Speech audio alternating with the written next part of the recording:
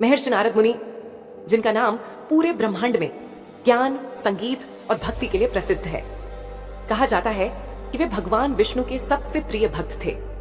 लेकिन क्या आप जानते हैं, एक समय ऐसा भी आया था जब इतने महान ऋषि के मन में भी अहंकार पैदा हो गया था, और तब भगवान विष्णु ने अपने ही प्रिय भक्त को एक ऐसी माया में फंसाया जिसने नारद मुनि का पूरा घमंड तोड़ दिया।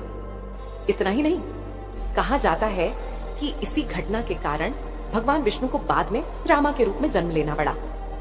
तो आखिर क्या थी वह लीला और कैसे टूटा नारद मुनि का अहंकार? आइए जानते हैं इस अद्भुत पौराणिक कथा में। पार्ट 1, हिमालय की तपस्या।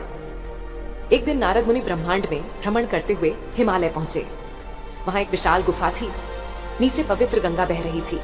चारों तरफ शांत और मनमोहक वातावरण। नारद मुनि को वह स्थान बहुत पसंद आया।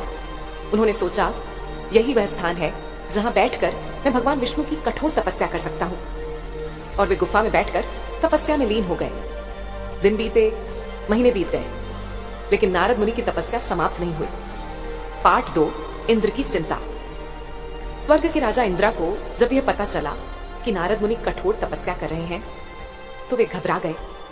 उन्होंने सोचा, कहीं नारद मेरी इंद्र की गद्दी तो नहीं चाहते?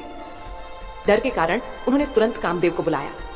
उन्होंने आदेश दिया, जाओ नारद की तपस्या भंग कर दो।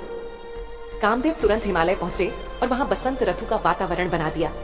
फूल खिलने लगे, कोयल गाने लगी, अप्सराएं नृत्य करने लगी।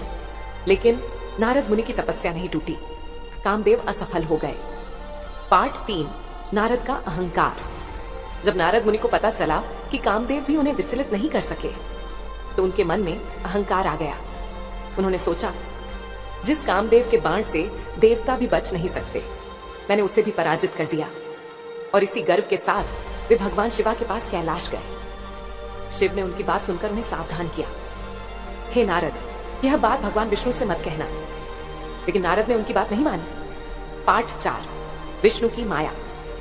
नारद मुनि भगवान विष्णु के पास गए और गर्व से अपनी विजय की कहानी सुनाई। भगवान विष्णु समझ गए कि उनके प्रिय भक्त के अंदर अहंकार आ गया है, और तभी उन्होंने एक लीला रची। नारद के रास्ते में उन्होंने माया से एक सुंदर नगर बना दिया। उस नगर के राजा थे शीलनिधि। उनकी बेटी थी अत्यंत सुंदर राजकुमारी विश्वमोहिनी। नारद मुनि जब उसे देखे तो पहली बार उनका मन मोहित हो गया। पार्ट 5, स्वयंवर और धोखा।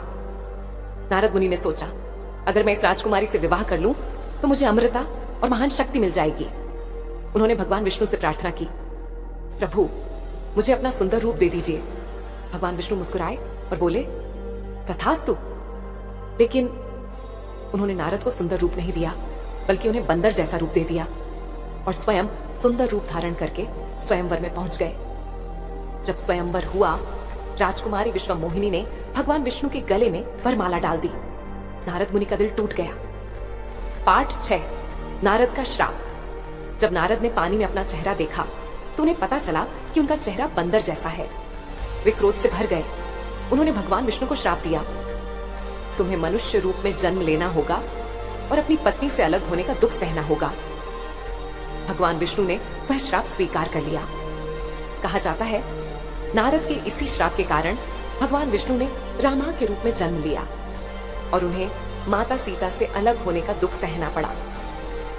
इस कहानी से हमें एक सीख मिलती है, ज्ञान और भक्ति होने के बाद भी अहंकार कभी नहीं करना चाहिए, क्योंकि अहंकार सबसे बड़े ज्ञानी को भी गिरा सकता है।